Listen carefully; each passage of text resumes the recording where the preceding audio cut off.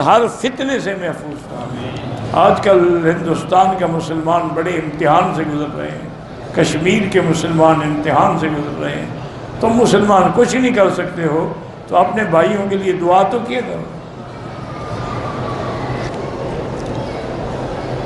حضرت علی کو کرم اللہ وجہہ کیوں کہا جاتا ہے؟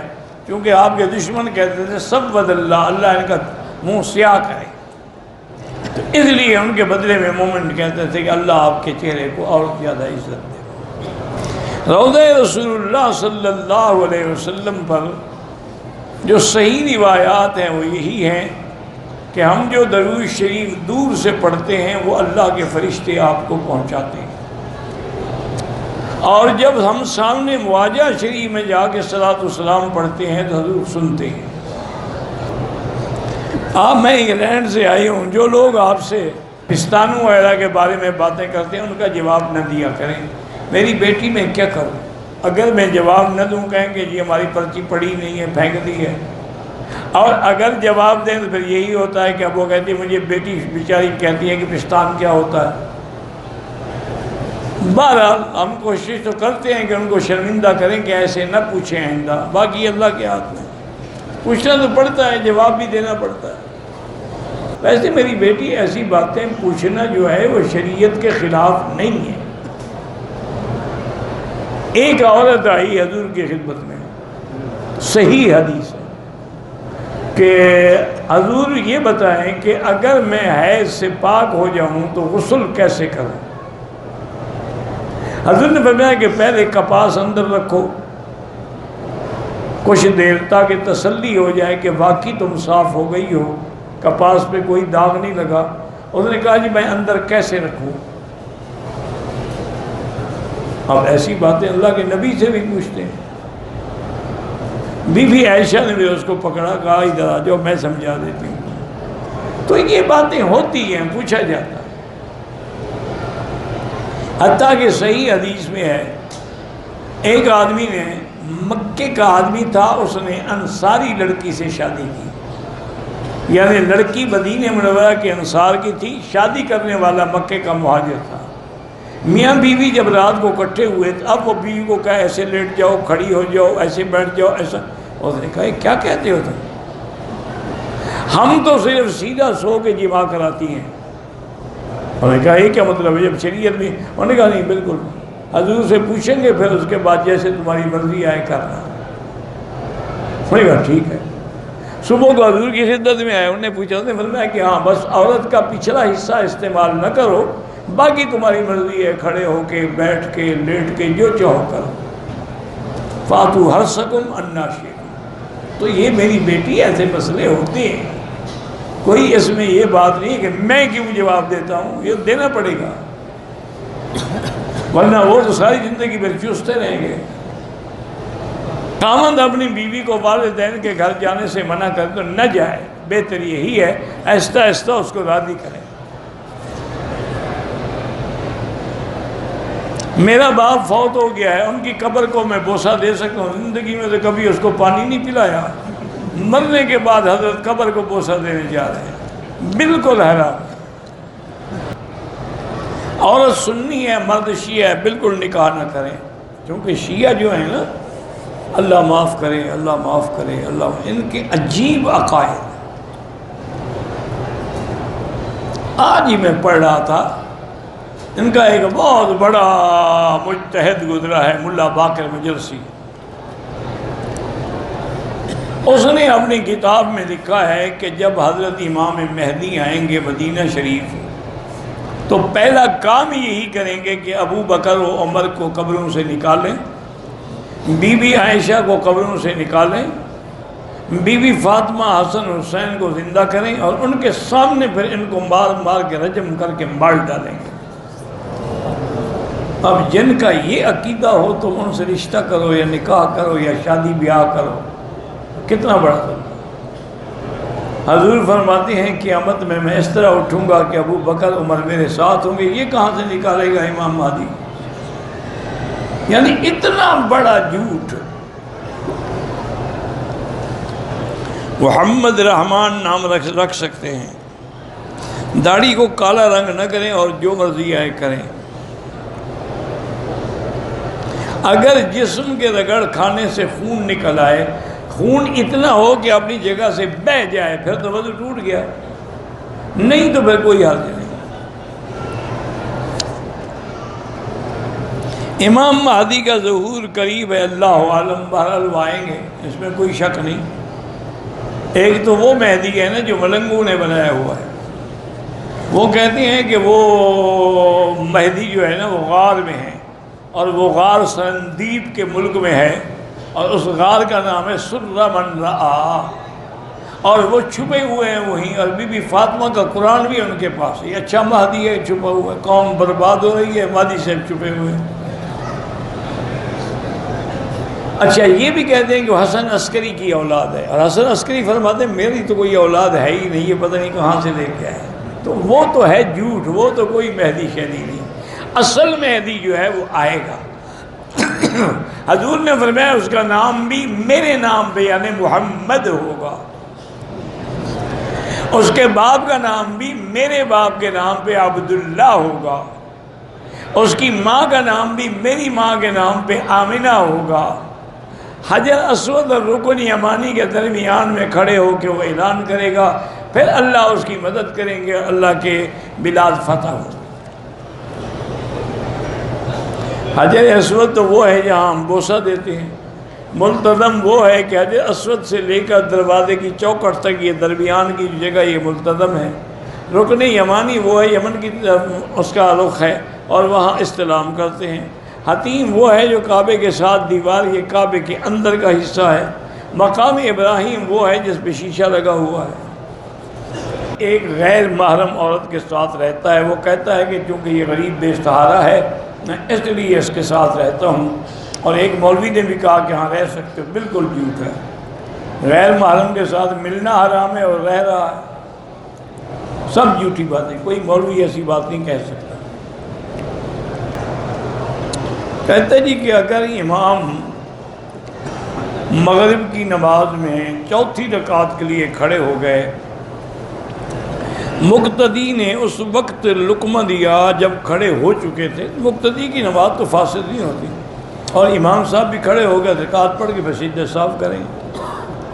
کسی نے پوچھا ہے کہ آدمی کو بظاہر لگتا ہے کہ ان کو زکوٰۃ دی جا سکتی ہے، لیکن حقیقت کا علم تو اللہ کو ہے، اب ان سے پوچھنا یہ بھی اچھا نہیں لگتا۔ بہرحال دیں ایسا کریں میری بیٹی کہ آپ پوچھنے کی کوئی ضرورت نہیں۔ آدمی ظاہر کے حالات کو دیکھتا ہے کہ ان کے ظاہر کے حالات کیا ہیں، اگر وہ ظاہر میں غربت میں ہیں آپ زکوٰۃ دے دیں، باقی باطن کے علم تو اللہ کو ہے۔ حالانکہ کئی ایسے لوگ بھی ہوتے ہیں، یہاں مکہ مکرمہ میں ایک رباط ہوتی تھی، رباط آغا الماس، تو اس میں ایک بالکل فقیر آدمی رہتے تھے جن کا ہمیشہ میلے کچیلے کپڑے اور بڑی تنگ دستی کے ساتھ اسی میں زندگی گزاری، جب مرے تو بستر کے نیچے ساری سونے کی اشرفیاں بھری ہوئی، وہ لے کے اکٹھی کرتے رہے، نصیب بھی نہ ہوئی، خود مر گئے، سونا وہی رہ گیا۔ تو ایسے ہوتے ہیں کہ بظاہر اپنے آپ کو غریب بنا کے رکھتے ہیں، لیکن آپ ان باتوں میں نہ پڑیں۔ آپ کا خاوند ہے 7 سال سے، وہ کوئی آپ کا ازدواجی زندگی بھی نہیں ہے، ملاپ بھی نہیں ہے، اس سے میں 2 دفعہ کہہ بھی چکا ہے کہ تم فارغ ہو، میں نے بہن بھائیوں کو بھی، تب طلاق ہو گئی، خام خواہ کس چکر میں پڑی ہوئی ہو۔ عمرے کے بجائے جتنے دن مکے میں رہے طواف زیادہ کریں۔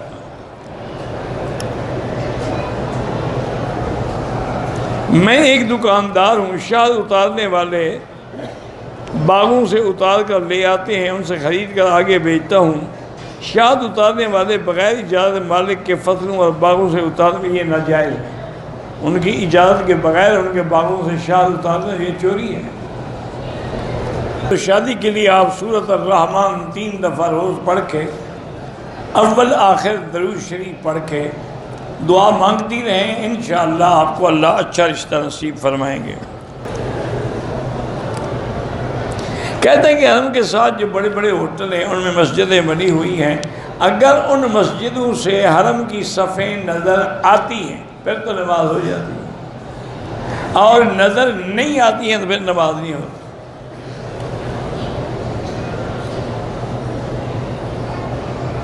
حلق جو ہے آدمی اپنے عمرے کے بعد خود بھی کر سکتا ہے، ہاں کر سکتا ہے، مقصد تو حلق ہے، خود کرو یا کسی سے کراؤ۔ ہمارے یہاں کچھ حضرات ایسے ہیں جو نماز فرض کے بعد الصلاۃ والسلام علیک یا رسول اللہ پڑھتی، یہ بدعت ہے۔ اگر یہ سنت ہوتی تو سب سے پہلے ابو بکر و عمر پڑھتے۔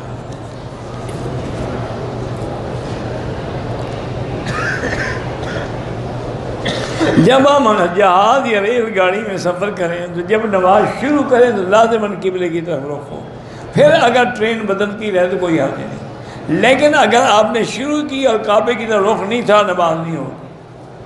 آپ پوچھ سکتے ہیں، اور آج کل تو خیر مشکل ہے ہی نہیں، باقاعدہ قبلہ نما بنے ہوئے ہیں، اور گھڑیوں کے اندر بھی ہیں، ٹیلی فون کے اندر بھی ہیں، 1 منٹ کھولو سامنے نظر آ جائے گا۔ اگر غسل کیا سادے پانی سے لیکن خوشبو والے پانی سے، صابن سے غسل کیا پھر تو دم پڑ گئے۔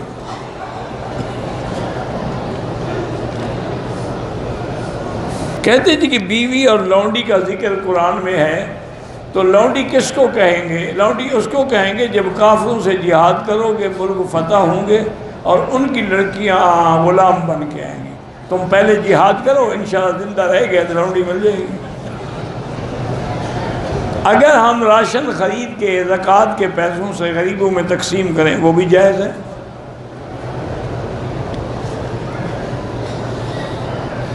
ایک آدمی نے رمضان میں آدھے روزے رکھے ہیں اور آدھے نہیں رکھے، توبہ کرے، روزے قضا کرے۔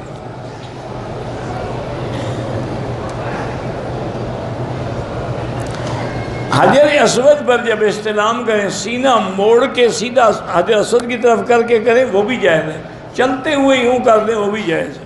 ہم اگر مسجد عائشہ ویسے دیکھنے جائیں اور احرام نہ باندھیں کوئی حرج نہیں۔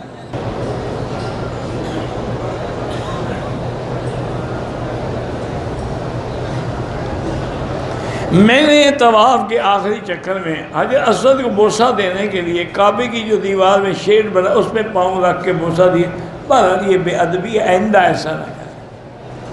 ہم نے مسجد عائشہ سے احرام باندھا، دوسرے عمرے کی نیت کی، حرم پہنچے طبیعت خراب ہو گئی، واپس ہوٹل چلے گئے، احرام کھول دیا۔ عمرہ بھی کریں اور دم بھی ادا کریں، بچوں کا کھیل نہیں ہے کہ عمرہ کھول دو، طبیعت خراب ہوگی احرام کے ساتھ لیٹ جاؤ۔ طواف ہو تو ہر چکر میں اشارہ کریں گے، صفا مروہ میں اشارہ نہیں ہوتا۔ طواف کرنے کے بعد 2 رکعت واجب فوری پڑھیں تو افضل ہے، ورنہ 3-4 طواف کر کے بعد میں بھی پڑھ سکتے ہیں۔ اگر کوئی آدمی معذور ہے یا فوت ہو اس کی طرف سے عمرہ کر سکتے ہیں، یہ نیت ہو کہ یا اللہ اس کا ثواب فلاں کو عطا فرما۔ یہاں آ کے طواف زیادہ کرنے چاہیے۔ کہتے جی کہ شیطان طواف کرنے میں خیال ڈالتا ہے کہ عورتیں ہیں یہ ہوگا، تو آپ دور دور کریں، اوپر کر دیں تو کوئی بات نہیں، بچنے کی کوشش کرو، باقی انسان ہے، اللہ تو دلوں کو جانتے ہیں نا۔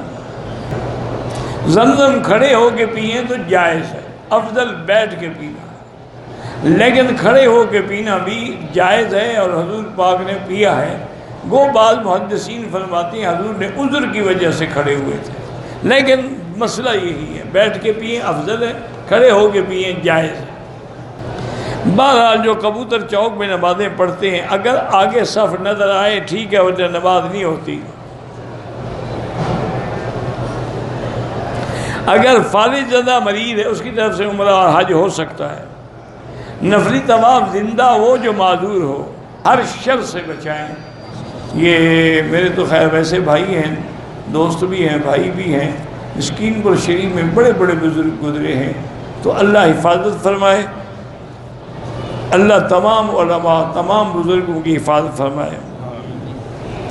اگر دوران سبق آدمی کی پشت قبلے کی طرف ہو کوئی حرج نہیں۔ مجھے عرق النساء کی تکلیف ہے تو اس کے علاج یہ ہے کہ آپ حمام میں جا کے کھڑے ہو کے پیشاب کیا کریں۔ حضور پاک نے اسی لیے کھڑے ہو کے پیشاب کیا تھا، بخاری شریف میں حدیث۔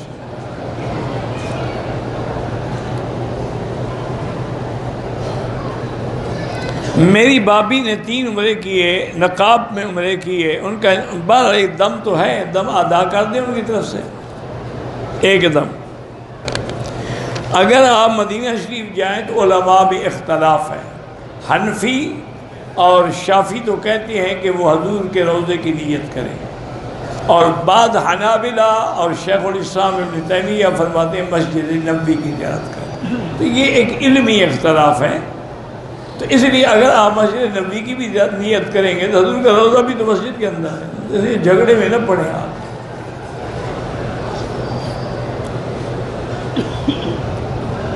میں پاکستانی عمرہ کرنے پہلے بیوی کو لے آؤں یا والدہ کو؟ اب والدہ کو کون لے آتا ہے؟ بیوی کو لاؤ گے تم پوچھنے کی کیا ضرورت ہے؟ والدہ بیچاری بوڑھی ہو گئی، اس کو کون لے آئے گا؟ بہرحال آپ پر دونوں کا لے آنا فرض نہیں ہے، لاؤ لاؤ نہ لاؤ، عمرہ کو فرض تھوڑا ہے۔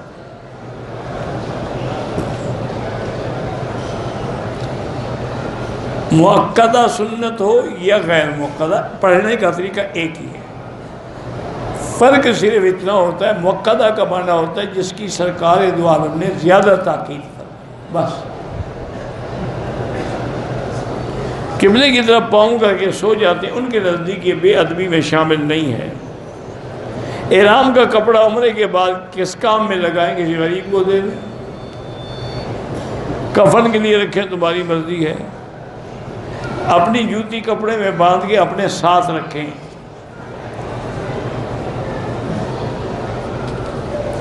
ہم 5 بھائی ہیں، والدہ نے بڑے بھائی کو جائیداد دے دی، اب بڑے بھائی کا فرض ہے کہ چاروں کو دے، ورنہ اس کی ماں قبر میں پکڑی ہے۔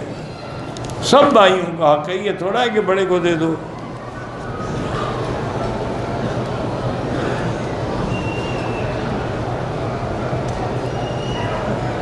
میری ماں اپنے بہنوئی بہن بانجی کے ساتھ عمرے کے لیے آ سکتی ہے۔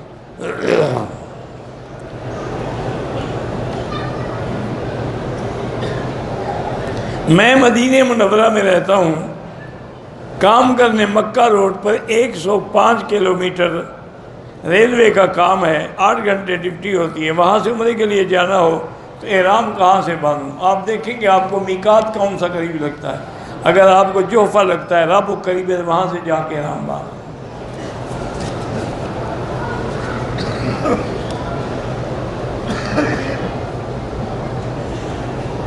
میں نے واش روم بنوائے ہیں، مغربی دیوار پہ شاور لگوایا ہوئے، بابا سب جائز ہے، خام خواہ ایسی باتیں ہیں۔ مسجد میں ایک حلال پرندہ ہے، شکار کریں؟ بالکل نہیں، وہ اللہ کے گھر میں پناہ لینے آیا ہے، تم گولی مارتے ہو۔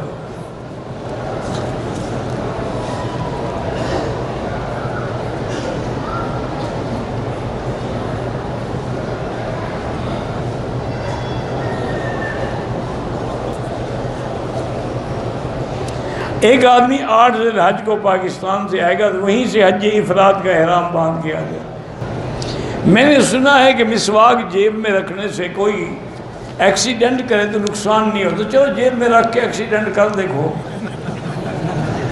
تجربہ ہو جائے گا۔ یعنی اللہ نہیں بچاتا، مسواک بچاتا ہے، لکڑی ہے نا، ٹیک آ جائے گی۔ اب ایسے میں میری بیٹی لوگ گھڑتے ہیں مسئلے میں، کیا کروں؟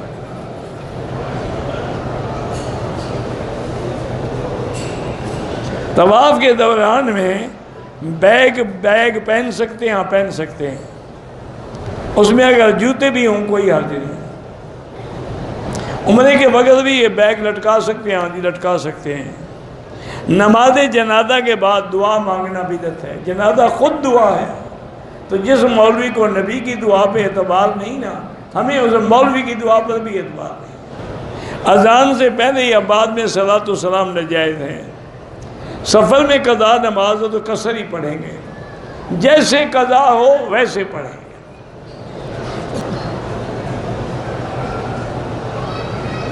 حضور نے فرمایا کہ عشاء کے بعد کوئی کلام نہیں، یعنی دنیاوی کلام نہ ہو، دینی کلام تو ہوتے رہیں گے۔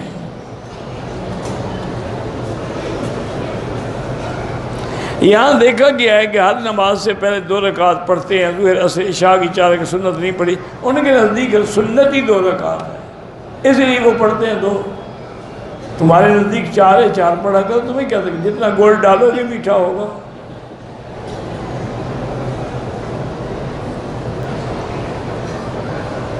کہتا ہے کہ قرآن میں اہل جنت کے ساتھ ابدا کا لفظ استعمال ہوا ہے، اہل جہنم کے ساتھ نہیں ہوا۔ جہنم ایک وقت کے بعد ختم ہو جائے گی، بعد جہنم ہمیشہ رہے گی، اور جہنم میں وہ بھی ہمیشہ رہیں گے ابدا۔ کئی جگہ ایسی تائید قرآن کے آیات کی تفصیل جو ہے وہ احادیث رسول اللہ میں ہے، حتیٰ کہ قرآن میں یہ بھی ہے کہ کلما ارادوا ان یخرجوا منہا اعیدوا فیہا، نکلنے کی کوشش کریں پھر لوٹا دی۔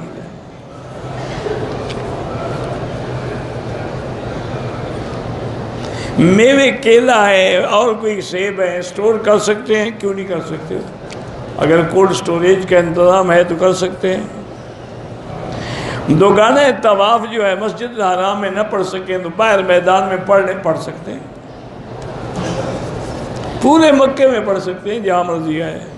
میرا تعلق سید فیملی سے ہے، ایک صاحب نے کچھ رقم دی، اس رقم کا کھانا غریب لوگوں میں صدقہ فرمائے۔ ہاں جی بالکل، آپ جو ہے بہتر ہے کہ صدقے کا مال نہ کھائیں اگر سید ہے۔ علماء نے لکھا ہے اللہ کے نام ہے یا قوی القادر المقتدر قوّنی وقوّ قلبی، یہ پڑھا کریں۔ حضور کے زمانے والا بدر ہی کہاں رہا؟ وہاں تو جب حضور آئے تھے پانی ہی نہیں تھا، آپ کے اس طرف قیام تھا جہاں پانی نہیں، جو پانی والا طرف تھی وہ کافروں کے پاس۔ پہلے صرف بدر میں ایک چشمہ ہوتا تھا، پانوں سے نکل رہا ہوتا تھا، اسی سے وضو اور پانی پیا جاتا تھا۔ میں نے طواف کے 3 چکر لگائے، نماز کھڑی ہو گئی، بالکل نماز پڑھ کے پہلے 4 چکر پورے کریں پھر 2 رکعت پڑھیں۔ میں نے 21 طواف پورے کر لیے ہیں، ہر طواف پورا کرنے کے بعد نوافل ادا نہیں کی تو اب کریں۔ لوگ کہتے ہیں کہ جبل سور اور جبل رحمت کے پتھر جنت سے ہیں، بالکل جھوٹ ہے۔ نماز اکیلے پڑھو پھر بھی 1 لاکھ ملے گا، لیکن بغیر عذر شرعی پڑھو گے تو ناجائز ہے، جماعت کیوں چھوڑو؟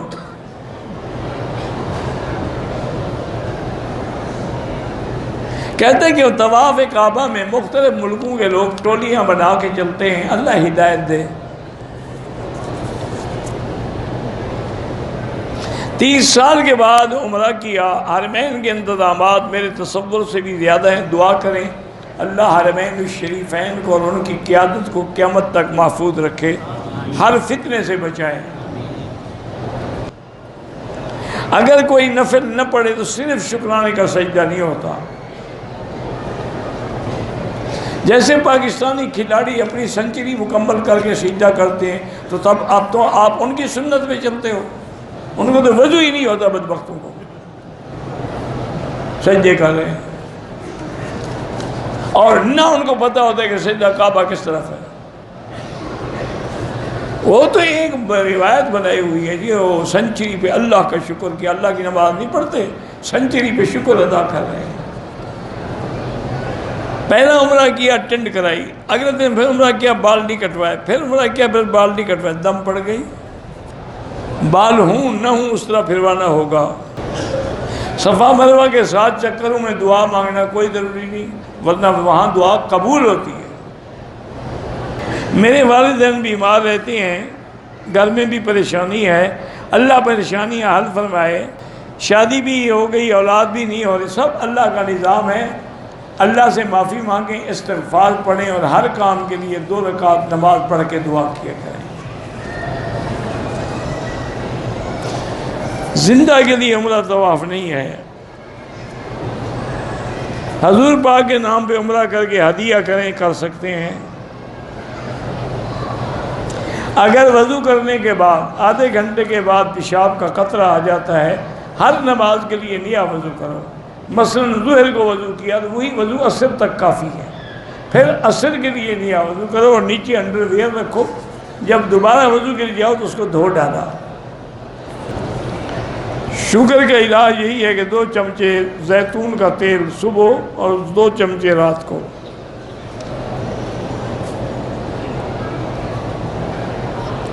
صفا مروہ دوڑتے ہوئے مرد نے اگر چمڑے کے نماز جوتے ہوتے ہیں، پہن لیے تو کوئی حرج نہیں ہے۔ غیبت کا معنی یہ ہے کہ کسی دوست کے خلاف ایسی بات کرو جو اس کو بری لگے۔